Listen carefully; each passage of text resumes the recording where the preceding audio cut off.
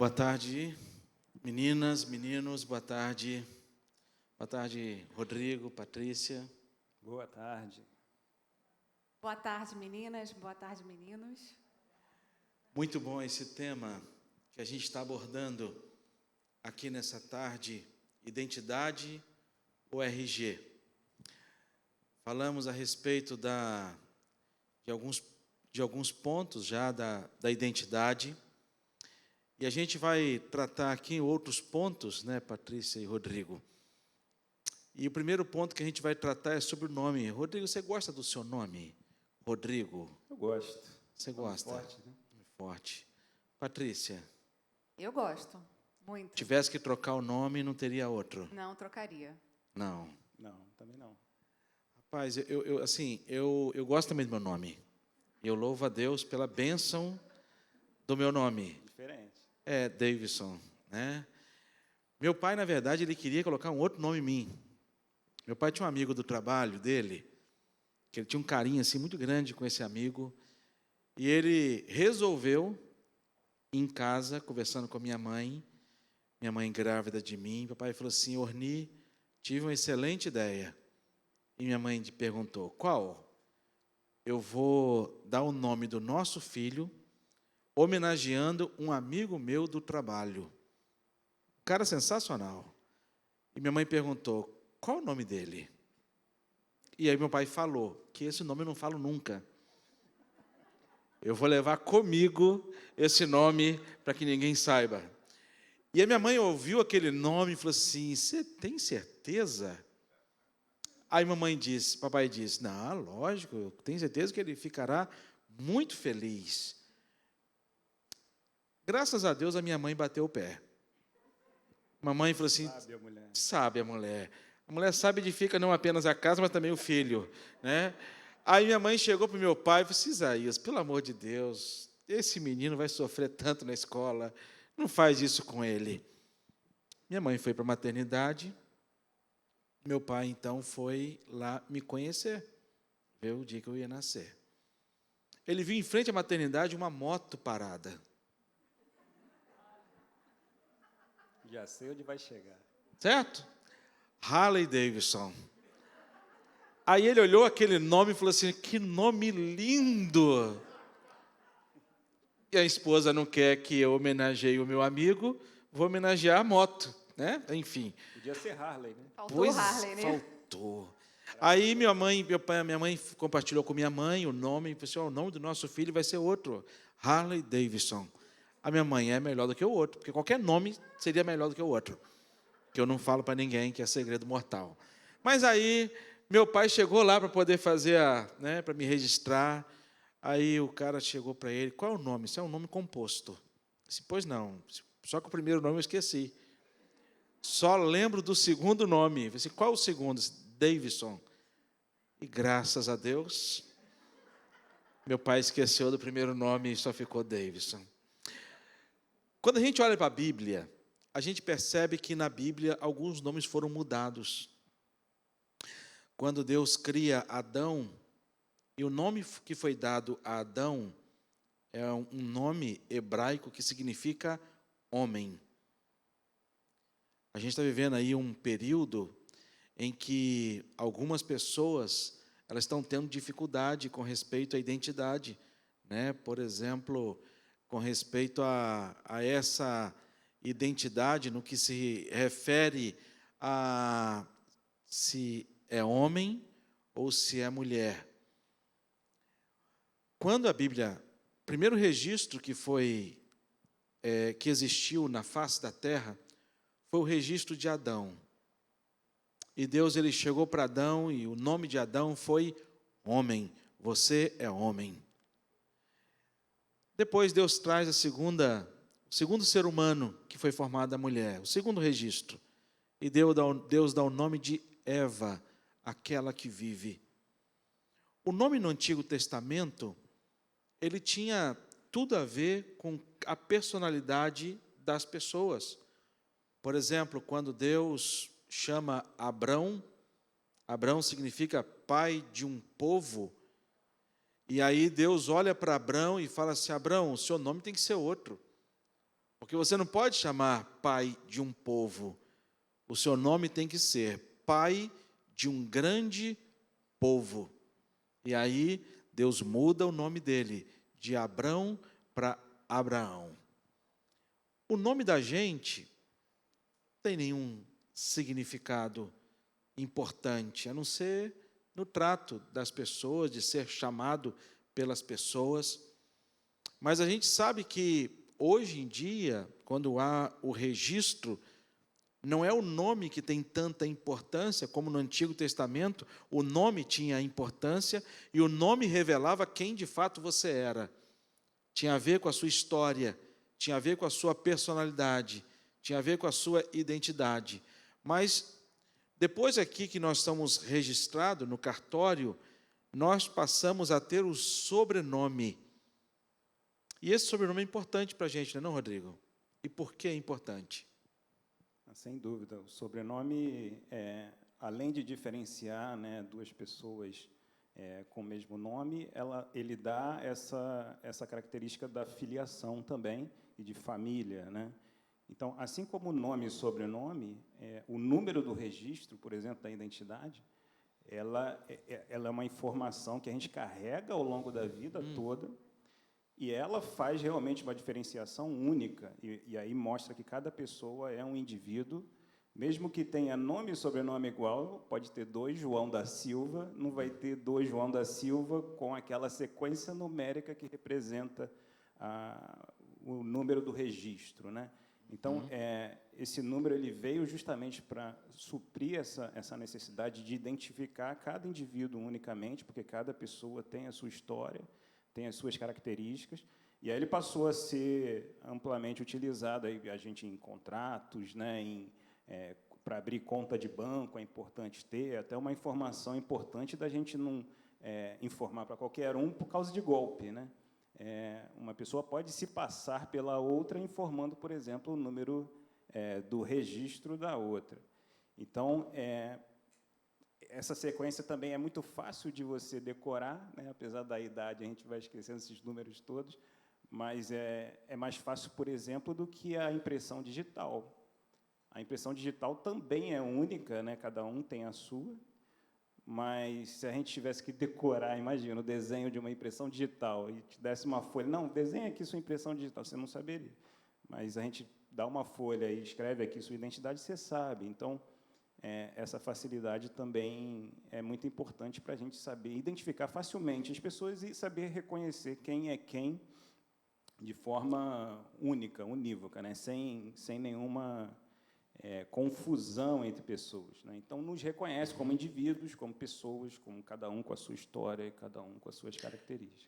O número de identidade ele é fundamental para toda a nossa vida social. É o que nos identifica. Cada um tem um número específico, cada um tem a sua identidade, o seu número de identidade.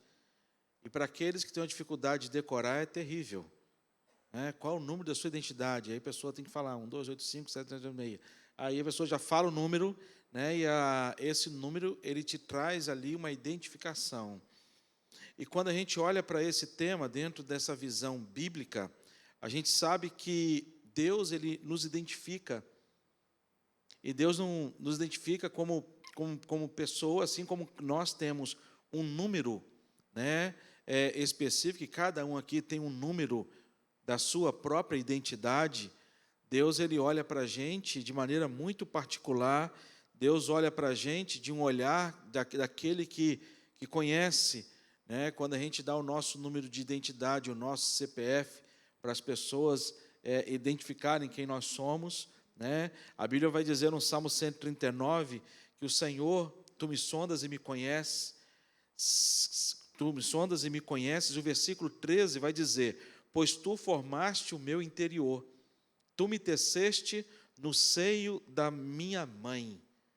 A gente sabe que esse número de identidade dado por Deus a cada um de nós é um número que Deus ele já traz um conhecimento muito claro, como a Adriana aqui e a Simone já trouxeram para a gente, né, nesse bate-papo anterior, falando desse cuidado de Deus e nesse conhecimento de Deus sobre as nossas vidas, a gente percebe isso de maneira muito clara.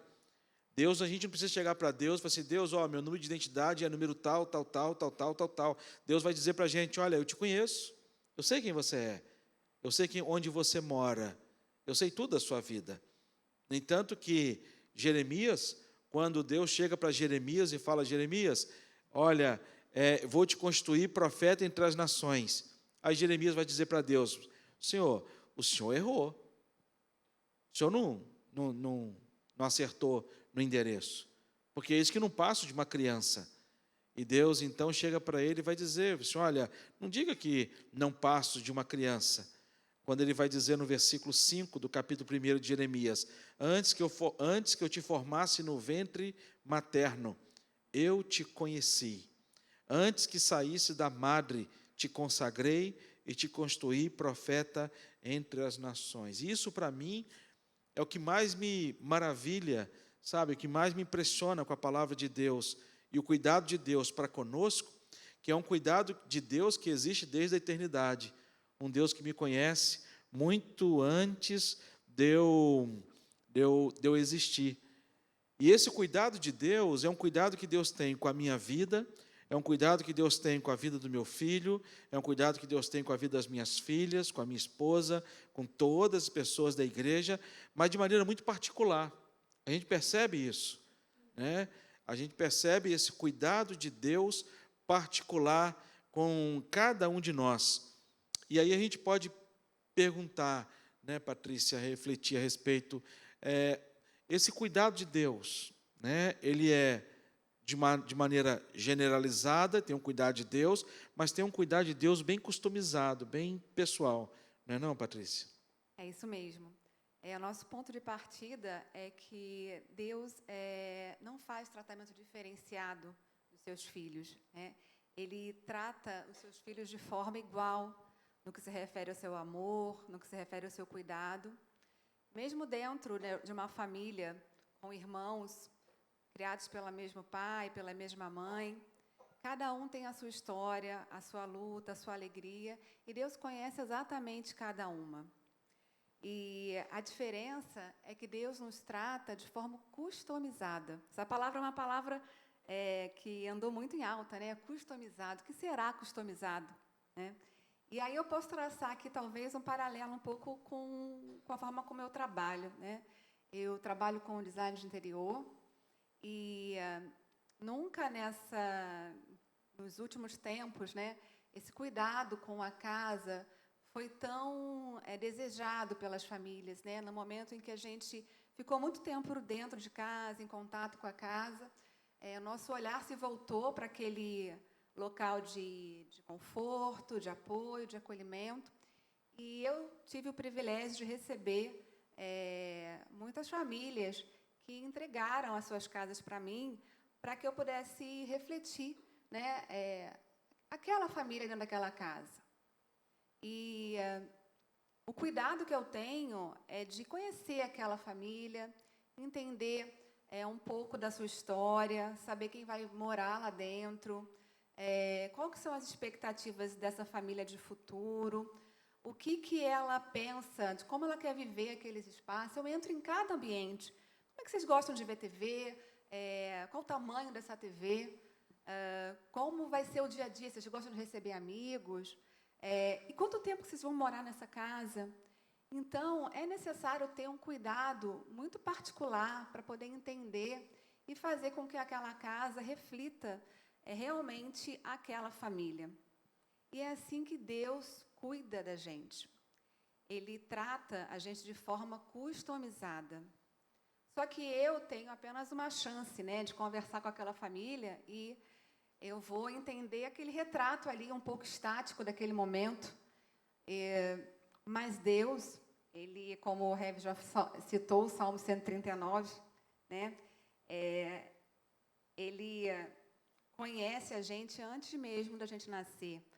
Salmo 139, 16 diz, né, os teus olhos me viram a substância ainda informe, e no teu livro foram escritos todos os meus dias, cada um deles escrito e determinado quando nenhum deles havia ainda.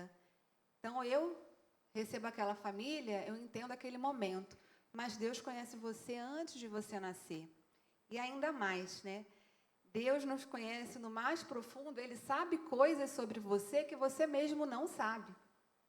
No verso 1, como o Rev citou, o Senhor, tu me sondas e me conheces, né? Sondar é algo tão profundo, né? Sondar é entrar no mais profundo da sua alma, um lugar que muitas vezes você nem sabe que existe. E ele continua dizendo, sabes quando me assento e quando me levanto, de longe penetras os meus pensamentos, esquadrinhas o meu andar, o meu deitar, e conheces todos os meus caminhos. Ainda a palavra me não chegou à língua, e tu, Senhor, já a conheces toda. Então, é muito maravilhoso saber que Deus me conhece dessa forma.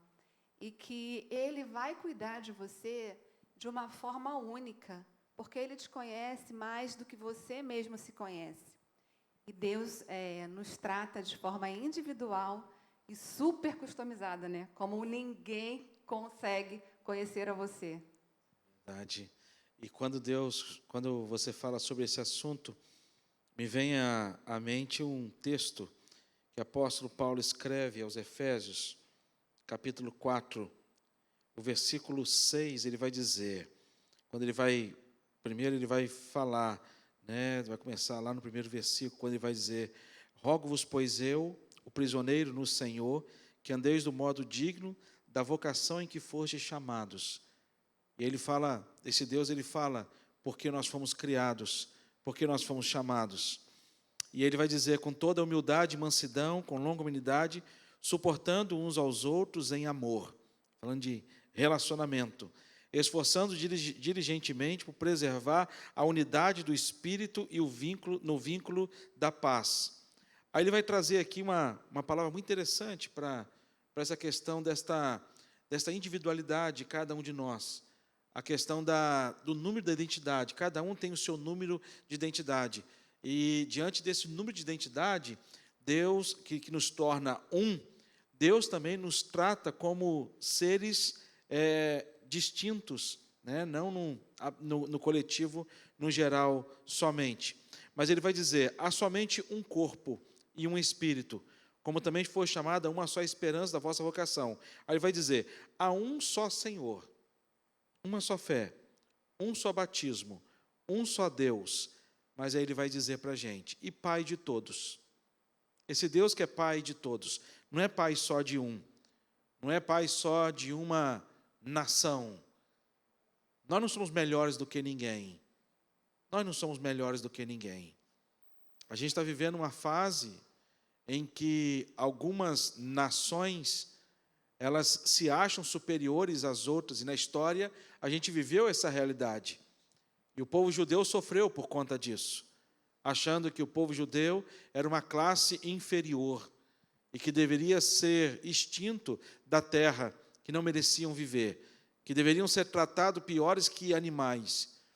E aí a gente olha para a sociedade que a gente vive, e a gente olha para o Rio de Janeiro, uma cidade em que há uma diferença cultural muito grande dentro da própria cidade, aonde há uma cidade que há uma diferença social muito grande, e às vezes há uma tendência natural da gente discriminar algumas pessoas.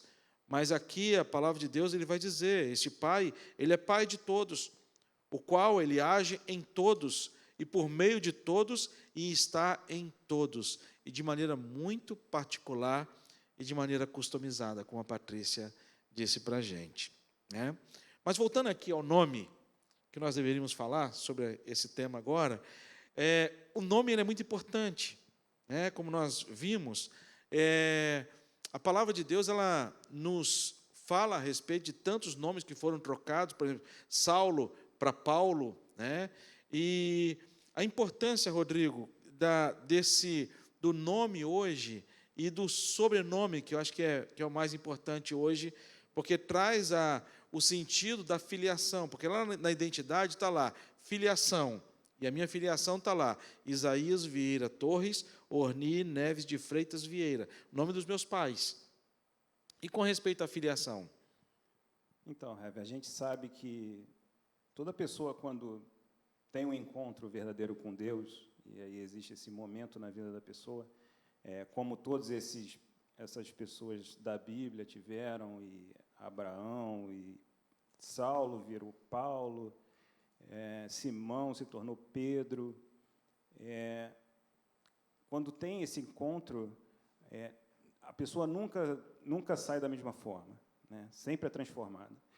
Então, essa transformação, ela traz para a gente uma nova identidade, traz esse nome novo, essa nova identidade espiritual nossa, a gente ganha um novo DNA espiritual, a gente se torna nova criatura.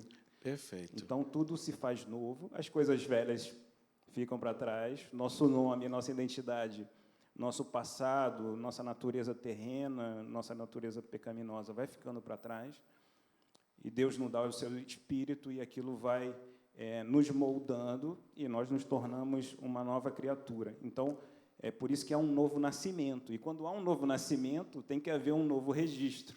Verdade. Um novo nome, uma nova identidade a gente passa a ter. E essa identidade que traz esse nome, e é um nome que é pessoal, né, como a Patrícia também já comentou, porque, apesar dessa obra de Deus ser feita para a humanidade, ela é feita para cada um de nós de forma específica, cada um com a sua história, cada um com o seu passado, cada um com suas dores, cada um trazendo o que trouxe, e esse passado todo fica para trás, e a gente se torna a nova criatura, né? E a gente recebe não só um novo nome, como a nova filiação, porque passamos a ser chamados filhos de Deus, né? Então, todos nós passamos a ter nome do Pai, Deus, né? E isso nos faz todos sermos uma só família, somos todos irmãos e irmãs aqui. Então, faz isso aqui, na verdade, ser uma reunião de família, né? Você vê que parece até uma casa, estamos aqui na casa do Pai, em uma reunião de família entre irmãos. Então, isso é muito gostoso, é muito prazeroso para a gente, e a gente pode ter essa certeza da filiação nova que a gente tem, e uma filiação de adoção, né? Porque nunca é o filho que adota o pai, mas sempre um pai que adota um filho, né? E assim é também na vida espiritual, assim Deus também, através do sacrifício do seu Filho único, um Filho legítimo, Ele enviou por amor a nós, por cada um de nós, para que nós fôssemos reconciliados com Ele e assim também chamados de filhos adotivos de Deus. Então, essa nova adoção, que nos faz também sermos todos irmãos, todos uma mesma família, apesar dessa diferenciação, essa diversidade e essa especificidade de cada um de nós sermos indivíduos diferentes, em Cristo nós somos um, né? E em Cristo nós temos essa unidade do Pai, e que nos chama para ter essa novidade de vida, como filhos amados de Deus. Então, Amém. é isso que Amém. Deus faz na nossa vida, e que a gente... que é uma maravilha, né? Graça de Deus. Verdade. E, Patrícia, qual a importância desse sobrenome no nosso RG? É fundamental, né? É o primeiro ato, né? Quando nasce o bebê, normalmente fica a cargo do pai, né? Tem que ir no cartório, fazer o registro, ali você coloca, né, os nomes paternos, e entram também o nome dos avós, né? Então, no registro do cartório, para você ter uma vida social, o sobrenome é fundamental, né? E o sobrenome nos dá a filiação, como o Rodrigo falou, né? O nosso nome não. E ali fica registrado também a união de famílias, né? Duas famílias que se unem e que depois vão formar uma nova família, né? E o sobrenome também às vezes muda, né? Hoje não é mais obrigatório, mas no matrimônio, né? Às vezes a esposa troca, né? Agrega mais um sobrenome e fica registrado ali também mais a união de uma família. E é importante também para a gente saber nossas origens, né? Quem gosta de estudos de genealogia vai ali buscar, através dos registros de certidões de nascimento, certidão de casamento, os sobrenomes, conhecer os avós, os bisavós, conhecer um pouco, né? Um pouco mais da sua história. Então, é inegável a importância do sobrenome. E a gente tem o primeiro contato com o sobrenome na chamada da escola, né? Onde muitas vezes existem várias Patrícias, vários Rodrigos, vários Davidsons. Poucos Davis. Se fosse Harley Davidson, seria só um. Só um. Né? E ali, né, na primeira chamadinha, você fica ansioso para ouvir o seu nome, o seu sobrenome. É um orgulho, né, ser chamado pelo seu sobrenome. Alguns sobrenomes são tão fortes que acabam tomando o lugar do nome, né? Aqui na igreja, Leão, né? Muitos conhecem, muitos Rodrigos. O Rodrigo, o outro é Fajardo, Leão. Então, os nomes são tão fortes que acabam, os sobrenomes são tão fortes também que acabam assumindo um papel importante, né? Então, é fundamental o sobrenome na nossa vida social. Legal. E como o Rodrigo disse, essa filiação é muito importante. É a filiação que a gente recebe num documento que traz lá um registro de pertencimento, de filiação paterna e materna, de onde viemos, somos filhos de quem, como é que nós nascemos e por quem a vida ela chegou até nós. E é interessante quando Deus ele vai fazer referência a respeito dele mesmo. Quando Moisés pergunta para Deus, quando Deus chega para Moisés e fala: Moisés, vai lá, tira o meu povo lá do Egito, da escravidão. Você foi escolhido. E Moisés, então, com crise de identidade, disse: não sou eu, não. O senhor errou. Eu sou pesado em língua. Aí Deus chega para Moisés e fala: você acha que eu vou errar, rapaz? Eu sou Deus que jamais erro. Eu sou Deus. É você mesmo. E aí Moisés pergunta para Deus: qual é a sua identidade? Quem eu vou dizer que me enviou ao faraó? Qual a resposta de Deus? Diga que o eu sou. Deus, ele fala o nome dele. E o nome de Deus é eu sou. No entanto que no hebraico, a primeira pessoa do singular, ela não existe. Quando você vai conjugar uma conjugação na língua hebraica, no vocabulário hebraico, na gramática hebraica, não existe a primeira pessoa do singular. Você começa da segunda pessoa a conjugação, e não da primeira pessoa. Porque para o judeu, o único eu é referente a Deus. Ainda mais o eu sou. Então, Deus ele fala o nome dele, ele fala quem ele era. E ao falar quem é Deus, ele não fala que ele é filho de alguém. Por isso que Deus fala o eu sou. Quando ele fala eu sou, ele está dizendo: eu não passei a existir como vocês passaram a existir. Eu sou, quer dizer, eu sou desde a eternidade. Antes de mim, nada existiu. Somente o eu sou. Deus não tem pai e não tem mãe, porque ele é um ser em si mesmo, eterno. E aí, quando Jesus nasce, quando Jesus é batizado, ali há uma identidade a respeito de Jesus Cristo, aquilo que você disse, Rodrigo. E ali, Jesus, ele, quando é batizado, Deus vai revelar a filiação de Jesus Cristo. Vai falar a respeito, o que Deus vai dizer a respeito de Jesus? Esse é meu filho amado, em quem eu me comprazo. Jesus tinha pai, e este pai é o Deus Pai. E eles então formam a trindade num só Deus. Deus Pai, Deus Filho, Deus Espírito Santo. E essa ligação que nós temos com Deus é uma ligação que nós temos uma filiação. Texto que já foi lido aqui, citado, não sei se foi pela Simone ou pela Adriana, de 1 Pedro, quando o apóstolo Pedro vai dizer: vós, porém, sois raça eleita, sacerdócio real. E o que eu mais gosto é: povo de propriedade exclusiva de Deus. Nós somos povo de propriedade exclusiva por Deus, porque fomos adotados por Deus, e este Deus revela o seu amor aos seus filhos e filhas. Muito bom. Que Deus nos abençoe. Amém.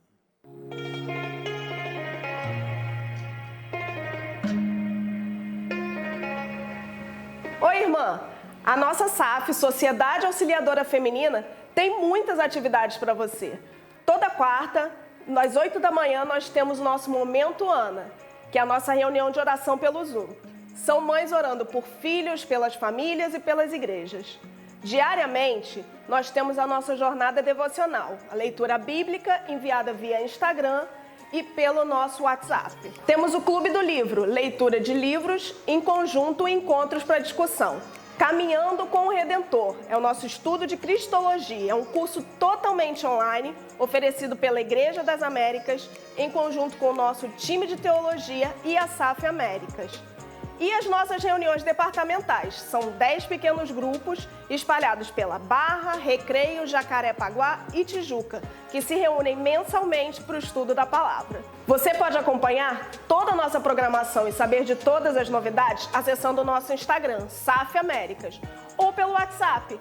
É só mandar uma mensagem para o número 969282125. 969282125 e venha participar da nossa SAF.